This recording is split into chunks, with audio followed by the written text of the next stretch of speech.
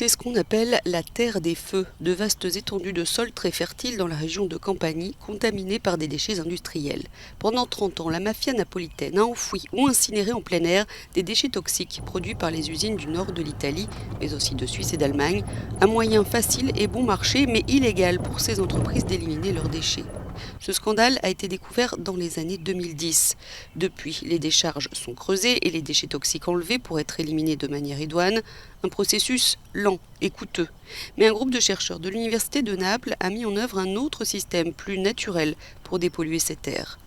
Ici, 20 000 peupliers ont été plantés et couvrent 60 000 mètres carrés de terrain. Ce site est devenu un bois maintenant, un centre de récupération de la biodiversité, un centre de purification de l'air et d'accumulation du carbone dans le sol. C'est devenu un site naturel. Ça ressemble à une forêt normale, mais en fait c'est un projet de dépollution qui fait revivre le paysage.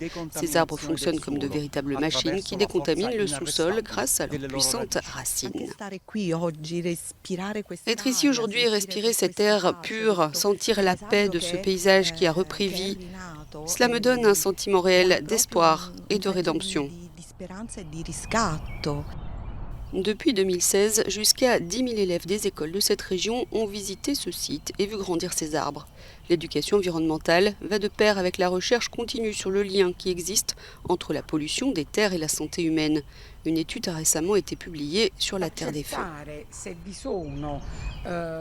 Et il faut déterminer s'il existe des liens entre la concentration de métaux lourds et d'autres agents polluants et la santé humaine et animale.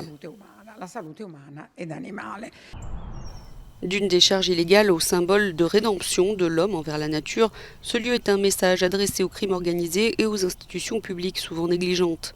Un monde meilleur est possible à un prix moins élevé aussi. Coût de cette opération 800 000 € au lieu de 20 millions d'euros pour une dépollution standard.